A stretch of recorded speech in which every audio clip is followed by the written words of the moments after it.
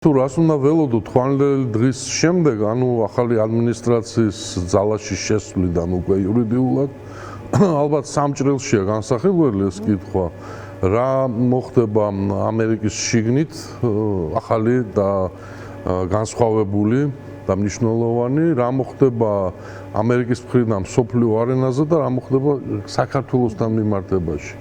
სამივე მომენტი ჩვენთვის ძალიან საინტერესოა. ახლა აქ ეს ფართო სპექტრია საკითხების, ყველაფერს ვერ შევეხებით, რამდენიმე ძირითადს აღნიშნავ. ტრამპი რა თქმა უნდა დაუბრუნდება თავის ტრადიციულ ეკონომიკურ შეხედულებებს პირველ რიგში და ხელს შეუწყობს რაც ძალიან მნიშვნელოვანია ასევე, არა მხოლოდ შიგნით, არამედ გარეთ თვალსაზრისით.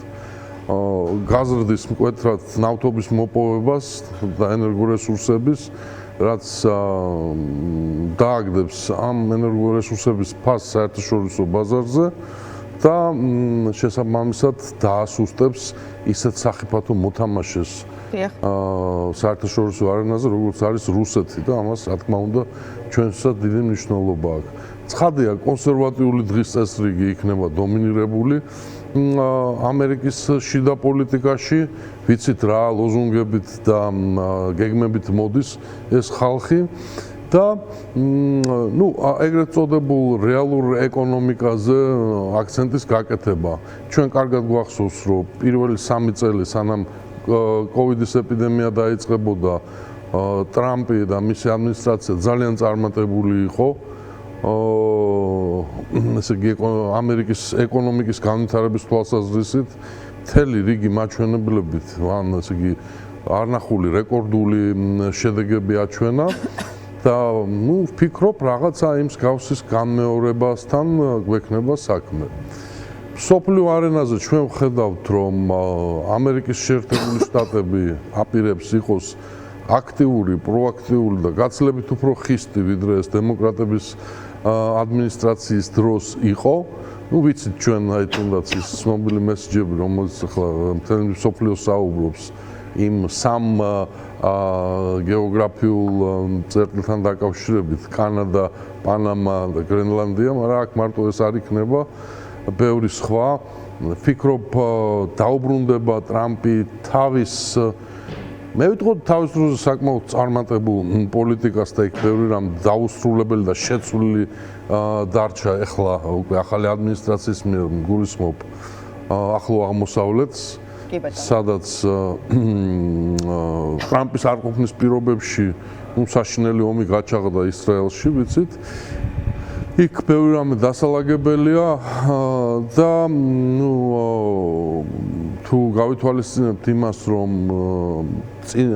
წინა ვადის პერიოდში განსაკუთრებით მისი სიძის აქტივობის შედეგად ამ რეგიონში საკმაოდ კარგი შედეგები იქნა მიღწეული, რაღაც მსგავს ალბათ უნდა ველოდოთ.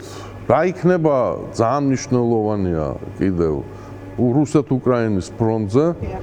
გამოცხადებულია ცალსახად, რომ ეს ომი უნდა შეჩერდეს და ამისთვის ტრამპი გაიღებს მთელ ძალისხმევას. აქ მთელი ინტრიგა და კითხვები მდგომარეობს იმაში, ვისზე წავა ამერიკის შეერთებული შტატების მხრიდან ზეწოლის მთავარი ვექტორი ამ ომის შეჩერების საქმეში, რუსეთზე თუ უკრაინაზე.